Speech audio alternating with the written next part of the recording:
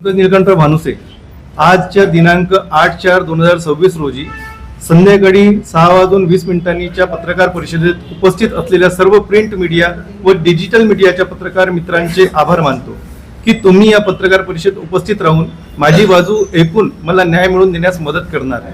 धन्यवाद. माझा आरोप गांधीबाग सहकारी बँक लिमिटेड महाल शाखेत श्री रवींद्र देवीदास दुरुकर अध्यक्ष, श्री डॉक्टर सुभाषचंद्र शिवप्रसाद बजाज, श्री अरुण तामदेव टिकले, श्री आकाश ज्ञानेश्वर डंबारे व श्री शमी एम शेख व्यवस्थापक आहे यांनी दिनांक 9/9/2025 ला प्रत्यक्ष चर्चा व कर्जाचे सेटलमेंट करून कर्ज खाते बंद करण्याकरिता पत्र पाठवून दिनांक 11/9/2025 रोजी संचालक मंडळ समितीमध्ये मला बोलवून तिथे मला जातीवाचक व अपमानास्पद शिवीगाळ केल्या व जीवे मारण्याची धमकी देऊन धक्काबुक्की करून बँकेच्या बाहेर काढले. या घटनेबाबत मी दिनांक 13/9/2025 रोजी कोतवाली पोलीस स्टेशनला या बँकेच्या नमूद केलेल्या अध्यक्ष व संचालक मंडळांची सभा यांचेवर जातीवादक व अपमानास्पद शिवीगाळ व जीवे मारण्याची धमकी दिल्याबद्दल यांचेवर गुन्हा दाखल करण्याची तक्रार केली होती व त्यासोबत कर्जाबाबतची सहपत्रे व मी त्या मीटिंग मध्ये 2 तास 14 मिनिटं 17 सेकंद ची मी केलेली ऑडिओ रेकॉर्डिंग सुद्धा तक्रारी सोबत जोडलेली आहे. परंतु मला त्यांना सांग की या मीटिंग मध्ये म्हणा आम्ही आपला मोबाईल हे ठेवलेला होता. या मीटिंगला मी आपला मोबाईल ऑडिओ रेकॉर्डिंग वरती ठेवलेला होता, त्यामुळे मला ऑडिओ रेकॉर्डिंग मिळालेली आहे व ती मी पोलीस स्टेशनला सबमिट केलेली होती. परंतु मला जावक क्रमांक 100/2026 द्वारे पोलीस ठाणे कोतवाली येथून दिनांक 3/1/2026 चे संयुक्तिक उत्तर पत्रामध्ये गैर अर्जदारासोबत किरायाने दिलेल्या फ्लॅटच्या वादासंदर्भात माहिती देऊन माझी तक्रारी निकाली काढण्यात येत आहे असे मला पत्राद्वारे स्पष्टीकरण दिलेले आहे व माझी तक्रार बंद करून निकाली काढण्यात आली.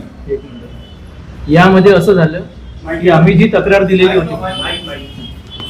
दिलेली होती पोलीस स्टेशन मध्ये 13/9/2025 रोजी, तर त्या तक्रारीला चुकीचं उत्तर देण्यात आलं पोलीस स्टेशन कडून की हा वाद जो आहे वाद दाखवला त्याच्यामध्ये फ्लॅट आणि त्या किरायाच्या संदर्भात, पण आमचा वाद किरायाच्या संबंधात आहेच नाही. मोडता आम्हाला जी शिवीगाळ केली यांनी आणि अपमानास्पद जे शब्द बोलले आणि शिवीगाळ केली त्यामध्ये शिव्यामध्ये हे आहे नीच जातीच्या धेड्या, आणि इथे नाही सांगू शकत मी अशी शिव्या दिलेली आहे. पत्रकार परिषदेत मी बोलू नाही शकत.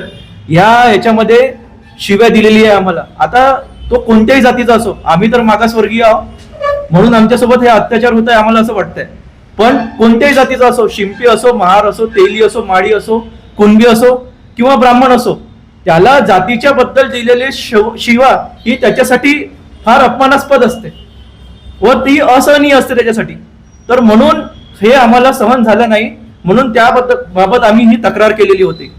पण पोलीस स्टेशनद्वारे आम्हाला गुमराह करण्याचा प्रयत्न केलेला आहे व भटकवण्यात आलेले आहे, म्हणून त्यांनी काहीतरी उत्तर देऊन ही केस संपुष्टात घेण्याचा विचार केलेला होता. त्यानंतर पुन्हा सांगतायत समोर, ही दिलेली माहिती ही चुकीची असून ही तक्रार फ्लॅटच्या किराया संदर्भात वादाविषयी नसून मला दिलेल्या जातीवादक अपमानास्पद शिव्या व जीवे मारण्याच्या धमकीबद्दल आहे. ही माहिती मी पुन्हा दिनांक 1/4/2026 द्वारे कोतवाली पोलीस स्टेशन महाल नागपूरला दिली व माझी तक्रार बाबत कार्यवाही पुन्हा सुरू करून व दिनांक 11/9/2025 रोजी झालेल्या घटनेची सविस्तर चौकशी करून गुन्हा दाखल करण्याबाबतची तक्रार केली. त्या अनुषंगाने मला कोतवाली पोलीस स्टेशन मधून चौकशी अधिकारी राहुल कातकाडे यांच्या दिनांक 7/4/2026 रोजी फोन करून कोतवाली पोलीस स्टेशन मध्ये बोलवण्यात आले. तिथे मी संध्याकाळी 7 वाजता गेलो असता त्यांना मी दिनांक 3/1/2026 रोजी चे संयुक्त उत्तर पत्रामध्ये चुकीची माहिती टाकून माझी तक्रार का बरं निकाली काढण्यात आली असे विचारले असता त्यांनी मला हे उत्तर कॉपी पेस्ट झाल्याचे होते असे सांगून पुन्हा सविस्तर घटना विचारली व त्या घटनेवरून त्यांची तिथेच नवीन उत्तर बनवून मला त्यांनी सुधारित प्रत दिली. त्यामध्ये त्यांनी लिहिले की सदर प्रकरणात अर्जानुसार गैर अर्जदार यांच्यावर अॅट्रॉसिटी ऍक्ट अंतर्गत गुन्हा दाखल करावा काय याबाबत माननीय वरिष्ठ यांचे मार्गदर्शन घेतले असता सदर प्रकरणात अॅट्रॉसिटी ऍक्ट अंतर्गत गुन्हा होत नसल्याने सदरचा अर्ज माननीय पोलीस उपायुक्त साहेब परिमंडळ क्रमांक 3 नागपूर शहर यांचे आदेशाने फाईल करण्यात येत आहे असे कळविले.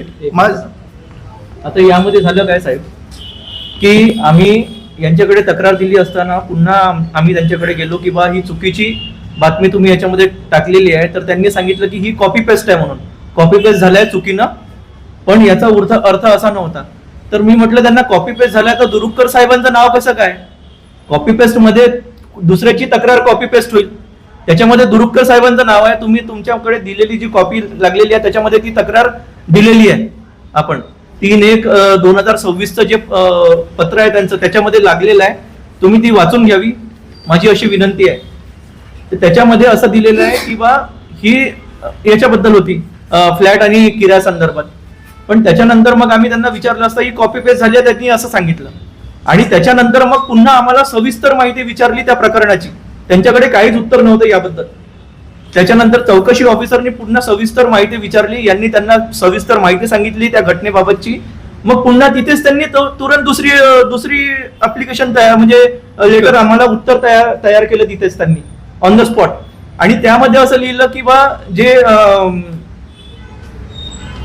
या तारखेला जे नाही दिलेली आहे नाही कुठले आहे कुठले नाही कुठलं पोलीस स्टेशन आहे ते? कोतवाली नाही, ते ज्या डीसीपी लकड पोलीस स्टेशन मधील डीसीपी साहेब जे आहेत, तर त्यांनी आम्हाला गुन्हा दाखल करू नये म्हणून ही माहिती सांगितली आहे, म्हणून आम्ही गुन्हा दाखल करत नाही हे त्यांनी स्पष्ट शब्दात बोलले आहे. आणि ही जी सुधारित अर्ज आम्हाला दिला त्यामध्ये पण त्यांनी लिहिलेलं आहे की लकडगंज मधील डीसीपी साहेब यांनी आम्हाला गुन्हा दाखल करण्यासाठी बंदी केलेली आहे, गुन्हा दाखल करू नये म्हणून असं सांगितलेलं आहे. तर हे कुठेतरी पाणी मुरून राहिलं आहे आणि याच्यामध्ये काहीतरी दबाव प्रेशर येऊन राहिलाय कोतवाली पोलीस स्टेशनवर, मला असं वाटतंय कदाचित. त्यानंतरची माहिती पुन्हा पंकज मदने साहेब, Lakadganj police station DCP Madane साहेब आहेत. हा.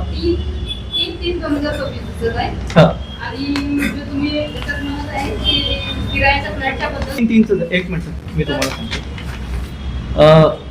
रुपाली कागद दे बरं ते.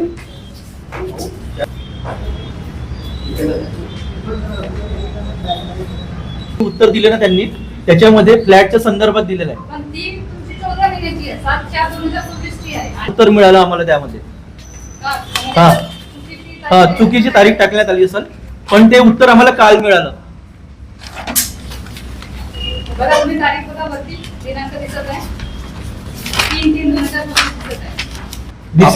डीसीपी सोबत आमचं बोलणं नाही झालंय. जे इन्स्पेक्शन ऑफिसर आहे त्यांनी, चौकशी ऑफिसर त्यांनी आम्हाला सांगितले आणि पत्राद्वारे कळवलं आहे आम्हाला सरळ स्पष्टमध्ये. ते ऍज इट इज मी इथे वाचून दाखवत आहे. सदर प्रकरणात अर्जानुसार गैर अर्जदार यांच्यावर अॅट्रॉसिटी ऍक्ट अंतर्गत गुन्हा दाखल करावा काय याबाबत माननीय वरिष्ठ यांचे मार्गदर्शन घेतले. माननीय वरिष्ठ म्हणजे डीसीपी साहेब, ठीक आहे. असता सदर प्रकरणात अॅट्रॉसिटी ऍक्ट अंतर्गत गुन्हा दाखल होत नसल्याचे सदरचा अर्ज माननीय पोलीस उप आयुक्त साहेब परिमंडळ क्रमांक 3 नागपूर शहर यांच्या आदेशाने फाईल करण्यात येत आहे. म्हणजे यांनी सांगितल्यामुळं आम्ही बंद करतो केस, असं त्यांनी सांगितलं आम्हाला पत्रात स्पष्टपणे. आयोचं नाव आहे, आयोचं नाव काय, राहुल कातकाडे साहेब.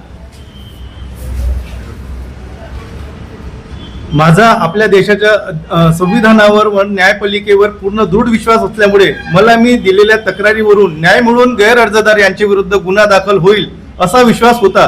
परंतु कोतवाली पोलीस स्टेशन महाल नागपूर यांनी दिलेल्या उत्तरावरून असे दिसून येते की चौकशी अधिकारी व तेथील वरिष्ठ अधिकारी कोणत्या तरी दडपणाखाली आहेत व त्यांना माननीय पोलीस उपायुक्त साहेब परिमंडळ क्रमांक 3 नागपूर यांचे गुन्हा दाखल न करण्याबद्दलचे सक्त आदेश आहे असे दिसून येते. व या प्रकरणात पक्षपात करून गैर अर्जदारांचा बचाव करून पाणी कुठेतरी मुरत आहे असेही आढळून येते. म्हणून मी या पत्रकार परिषदेमार्फत माझ्यावर होत असलेल्या मानसिक व वैयक्तिक अत्याचाराबद्दल माहिती देण्यास व मला न्याय म्हणून गैर अर्जदारावर पुन्हा दाखल करण्यासाठी तुमच्याकडून होणाऱ्या मदतीसाठी इथे तुमच्या समोर उपस्थित आहो.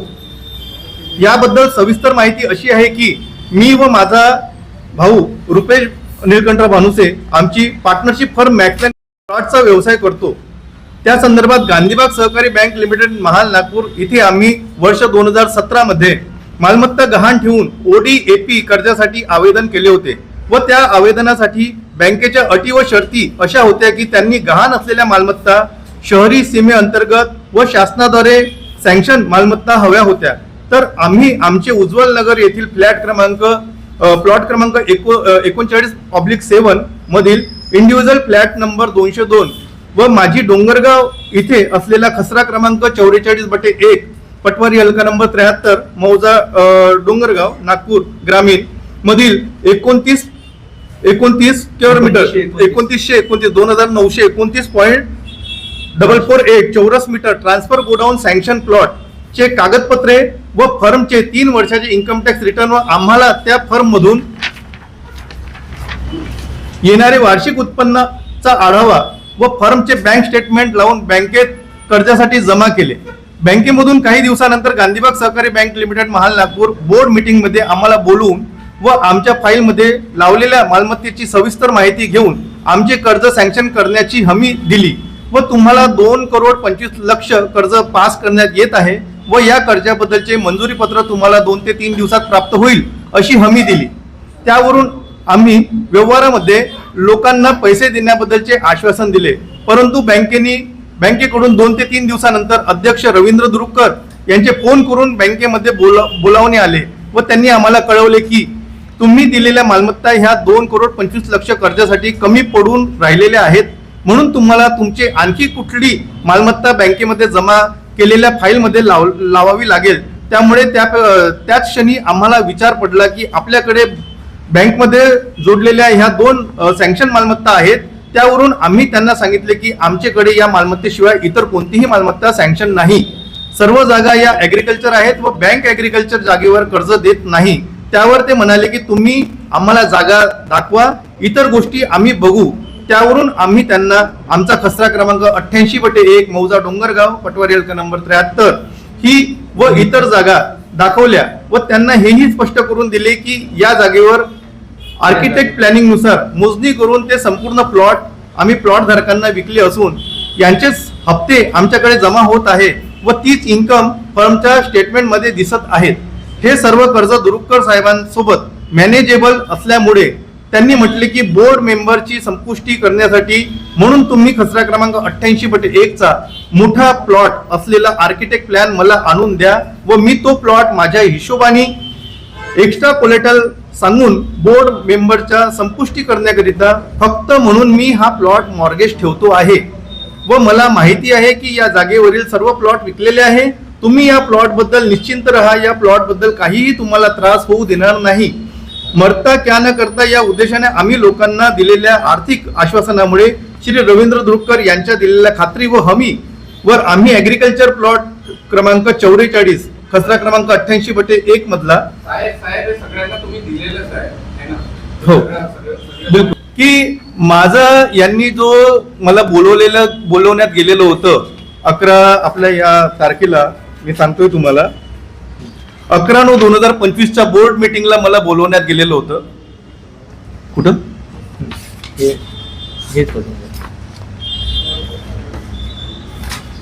आणि त्या मीटिंग मध्ये वाटाघाटी कर्ज खाते बंद करण्याकरता मला गांधीबाग सहकारी शाखेमध्ये मुख्य कार्यालय उपस्थित राहून कर्जाचे खाते बंद करण्याची चर्चा करण्यासाठी बोलावले होते.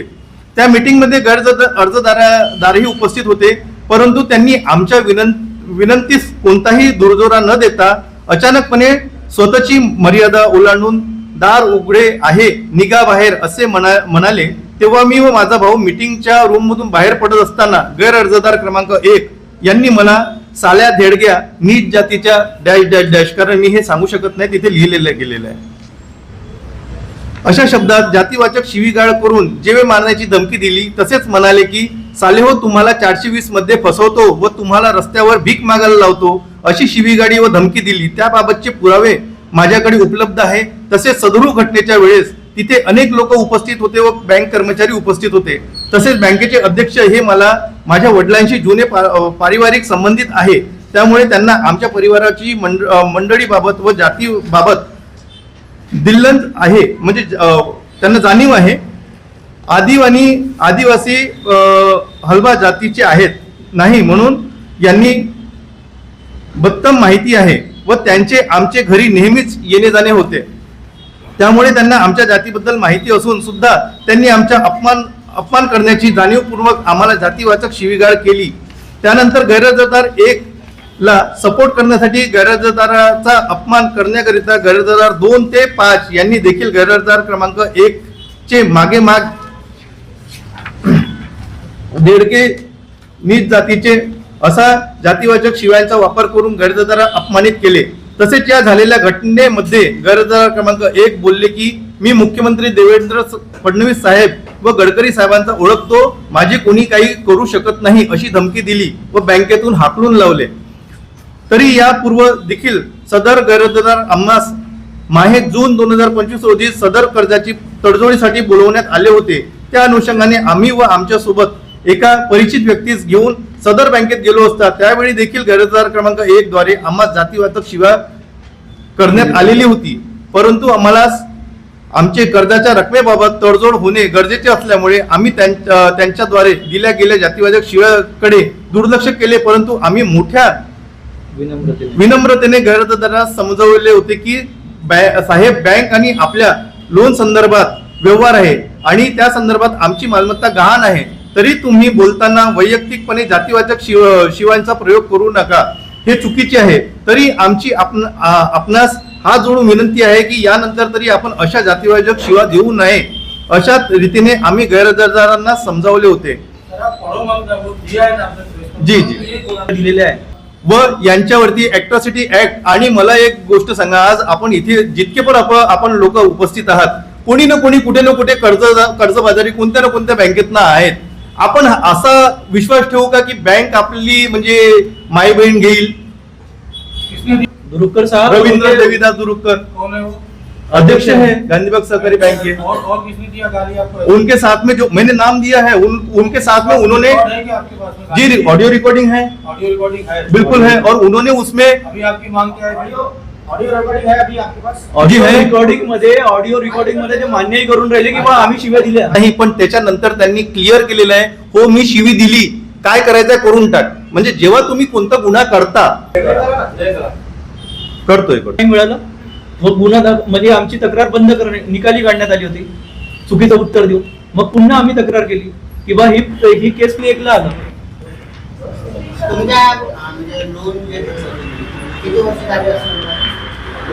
सर लोन घेऊन 2017ला आम्ही लोन घेतलं प्रॉपर्टीवर.